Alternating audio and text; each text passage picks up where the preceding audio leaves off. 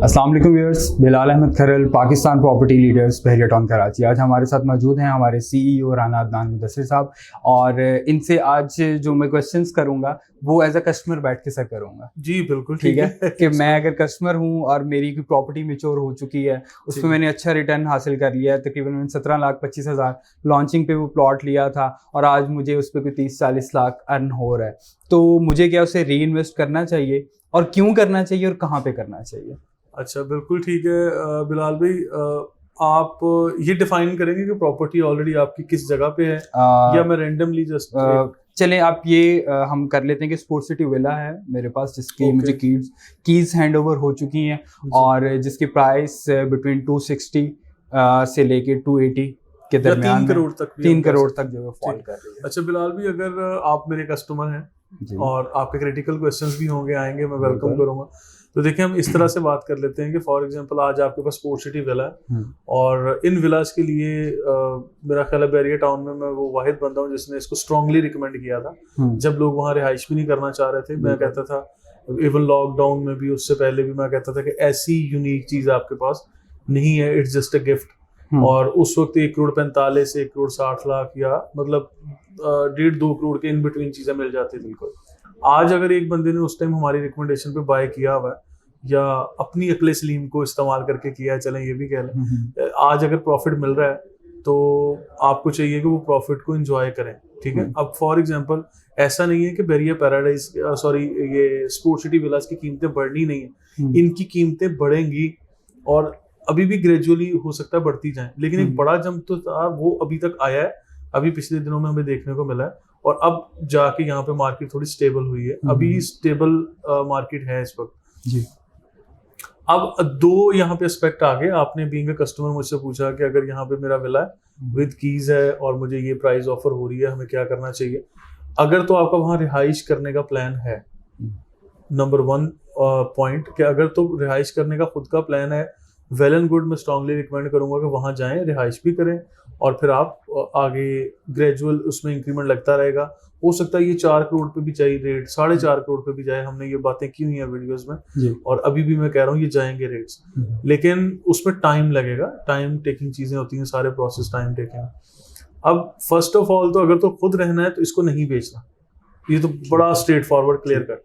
अगर आपने मतलब खुद की रिहाइश नहीं कर रहे और आगे रेंट आउट कर रहे हैं या सिर्फ इंतजार में बैठे हुए हैं, तो फिर मैं कहूंगा कि आप उसको सेल करें और री इन्वेस्ट करें। अब फिर उसको सेल रेंट पे देने से बेहतर है आप उसको सेल की तरफ चले जाएं, या अगर आपने थोड़े अरसे बाद भी आगे खुद रहना है तो मैंने ना बेचने के लिए कहा है।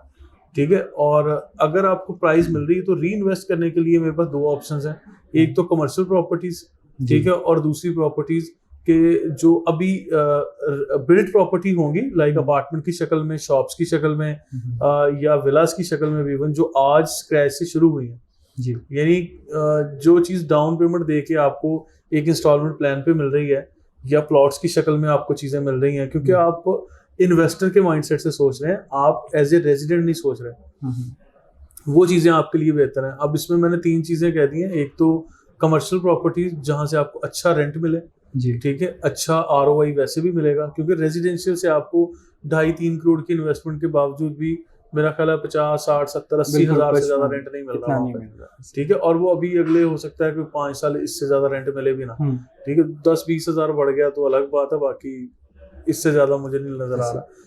अच्छा, रेंटल रिटर्न के लिए स्पोर्ट्स सिटी विला बेचना अक्लमंदी है, रखना इतनी अक्लमंदी नहीं है। ये चीज फिर आप यानी कमर्शियल की तरफ चले जाएं इस इन्वेस्टमेंट को लेके, कमर्शियल ऑफिस, शॉप या ग्राउंड फ्लोर पे कोई चीज मिलती है वो ले लें, वो तो बड़ी उसकी डिमांड है आजकल। छोटी बड़ी शॉप्स मिल जाती है, इवन 450-500 स्क्वायर फीट की 1100-1200 या इससे भी बड़े शोरूम्स वगैरह अवेलेबल हैं, उस पर रेंट अच्छा मिल जाता है। मिडवे कमर्शियल है, लिबर्टी कमर्शियल है, इंजन एवेन्यू है, ये जो शॉपिंग मॉल्स बन रहे हैं इसके अंदर भी काफी शॉप्स हैं, ये चीजें मिल जाती हैं। अच्छा, इसके बाद इससे आगे चलते हैं, जो मैं कह रहा हूँ अपार्टमेंट्स वगैरह, जो अच्छे प्रोजेक्ट आजकल प्राइवेट बिल्डर्स बड़े अच्छे दे रहे हैं और पैरागॉन वालों ने बड़े अच्छे अपार्टमेंट्स वगैरह दी। इन अपार्टमेंट्स में अगर हम जंप इन करते हैं, चले 2 तरह के अपार्टमेंट है, एक तो जो आज बिल्कुल जीरो से शुरू हो रहे हैं, एक वो जो ऑन गोइंग इंस्टॉलमेंट है, बिल्डिंग किसी ना किसी हद तक बन चुकी है। तो तो आप उसमें भी ले लेंगे। खासकर पैरागॉन और डेस्कॉन वाले मैं अपार्टमेंट रिकमेंड करता हूँ। बेरिया हाइट्स वाले अपार्टमेंट मैं रिकमेंड करता हूँ, वो बहुत अच्छे हैं। उसकी रीजन क्या है? रीजन यही है कि वो हमें एक फॉर्म नजर आ रही है, उसकी शक्ल नजर आ रही है, ग्रे स्ट्रक्चर से मेच्योरिटी की तरफ है। जैसे ये चीजें मजीद डेवलप होती जाएंगी उनके रेट्स बढ़ेंगे। और खासकर बेरिया हाइट्स के बारे में मेरी एक राय है कि बेरिया हाइट्स आज अगर आपको 90-95 या 1 करोड़ रुपए में मिल रहा है या 1 करोड़ 10 में भी मिल रहा है, इसका रेट 1 करोड़ 35, 40, 45 तक जाना दूर नहीं है। सिर्फ एक ट्रांजिशन टाइम है कि आज कीज मिलने से पहले का टाइम है और एक कीज मिलने के बाद का टाइम होगा। उस वक्त आप इनकी कीमतें इंशाल्लाह चेक कीजिएगा। तो ये लिहाजा मैं री इन्वेस्टमेंट को इस तरह से सोचता हूँ। मेरा ख्याल है काफी डिटेल में बात हुई है। और एज ए आपका कस्टमर कोई सवाल है तो बताएं। मैं बेरिया हाइट्स की तरफ से आता हूँ, तो जैसा कि आपने कहा कि उधर भी अगर रेंटल वैल्यू को देखूं, 2 बेड अपार्टमेंट्स हैं प्रेसिडेंट 19 वाले, तो वहाँ पे इस टाइम पे 2 बेड 30, 35, 38,000 में हमें मिल जाता है। तो वो भी 2 बेड हैं। तो मैं अगर वहाँ पे 2 अपार्टमेंट भी ले लेता हूँ तो मुझे तो वही मैं रेंट की बात नहीं कर रहा, आप रेंटल पॉइंट ऑफ व्यू से नहीं सोचे ना। मैंने इंक्रीमेंट भी तो बताया कि ट्रांजिशन टाइम है ना, अभी कीज नहीं मिली, उसकी पोजेशन नहीं मिला, अब पोजेशन मिलने के करीब है।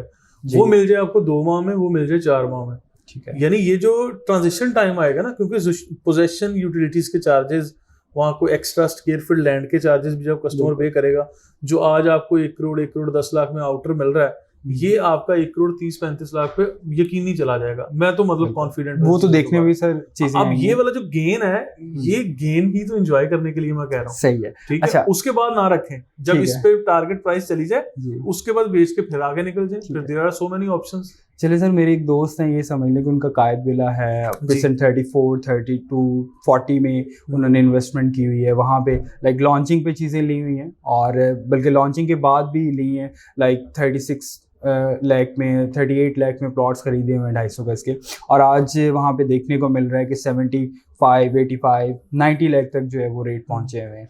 तो इन प्लॉट्स वाले लोगों को और कायद विलास, इकबाल विलास या रेडी प्रॉपर्टीज जिन लोगों की मेच्योर हो चुकी हैं, क्या आप रिकमेंड करेंगे? आप मुझे कायद विलास के पहले प्राइस बताएं ना, किसी भी एक अच्छे विला की प्राइस बताएं। अच्छी विला की प्राइस की अगर मैं बात करूँ तो वो 300 मिलियन से कोई 315 मिलियन, 315, यानी जो कॉर्नर होगा, पार्क फेस होगा, इस तरह से उसकी इतनी कीमत है। जी बिल्कुल। और जो एवरेज होगा उसका मैं कह देता हूँ कि 2 करोड़ 70 लाख, 60 लाख, 60 कुछ इसमें भी मिल जाएगा। ठीक है, चलें, ये एक प्राइस रेंज हमने कस्टमर के सामने रख दी कि ये एक प्राइस रेंज होती है। क्योंकि कस्टमर जब फॉर एग्जाम्पल हम प्राइस रेंज नहीं बताते, हमने 3 करोड़ या 3.25 करोड़ की बात करते हैं, तो कोई आम स्ट्रीट में भी किसी का विला होता है और वो ईस्ट ओपन, वेस्ट ओपन हो, पुराना हो, तो कस्टमर हमेशा आके कहते हैं कि अदनान साहब आपने तो वीडियो में कहा था मेरा तो 3.25 करोड़ में बेचना है। तो भाई लोकेशन को समझें, नेचर ऑफ प्रॉपर्टी को समझ लें।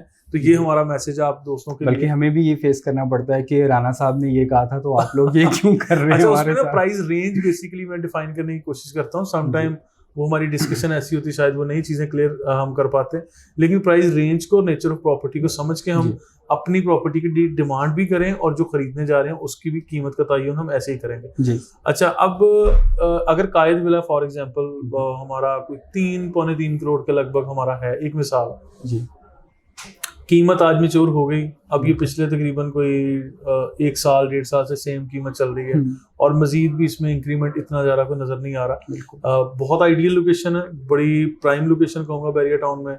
सारी फैसिलिटीज इसके सराउंडिंग में, मेन गेट से अच्छा है, करीब है।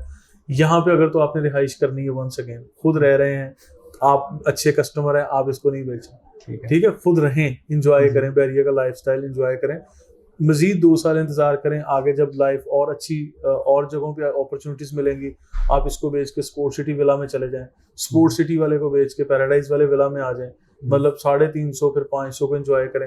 कीमतें बढ़ रही है ना, अब कायद इस प्राइस में आपको स्पोर्ट सिटी विला बड़े आराम से मिल जाएगा, बिल्कुल मिल जाएगा, ठीक है। तो इसको हम एक्सचेंज प्रोग्राम भी कर सकते हैं। अच्छा, एक चीज, अगर तो आप रेजिडेंट है, अगर आपने खुद नहीं रहना और किराया खाना है, तो मंथली रेंट यहाँ पे कायद विला में कितना, वो भी आप बता दें। तकरीबन 70 से लेके 80-90 हज़ार ही क्यों नहीं है, मैं एक मिसाल दे रहा हूँ।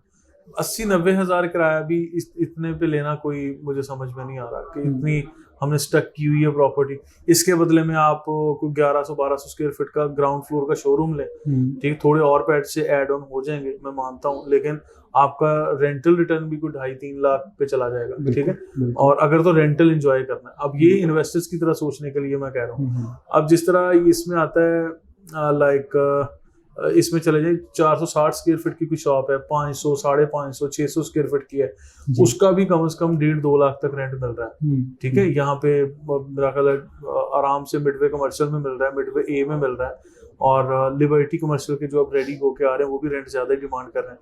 तो ये छोटी दुकान, ये शोरूम बन गया, अगर विद बेसमेंट हो तो क्या ही बात है, बिल्कुल बिल्कुल, फिर तो और अच्छा मिल जाएगा। तो वंस अगेन अगर यहाँ पे भी रेट्स मैच्योर हो चुके हैं और आपने खुद की रिहाइश नहीं करनी, तो फिर बिलाल भी मेरा मशवरा उसी तरफ है कि आप इन चीज़ों को बेच के आप आगे निकलें। अच्छा, एक और डिफरेंट मैं मशवरा और भी दे दूं जो शायद हम स्किप कर रहे थे, कि why not to purchase a commercial plot, कि आप कमर्शियल प्लॉट परचेज करें, उसके ऊपर एक प्रोजेक्ट करें, आपको ग्राउंड+8 या ग्राउंड+6 स्टोरी बिल्डिंग बनाने की परमिशन है, आप यानी एक विला को जो लेके बैठे हुए हैं इतनी ही प्राइस में, अगर आपने 2.25 करोड़ या 3 करोड़ की कीमत बताई तो इतनी कीमत में हमें 125 का प्लॉट मिल जाता है, 133 गज का मिल जाएगा।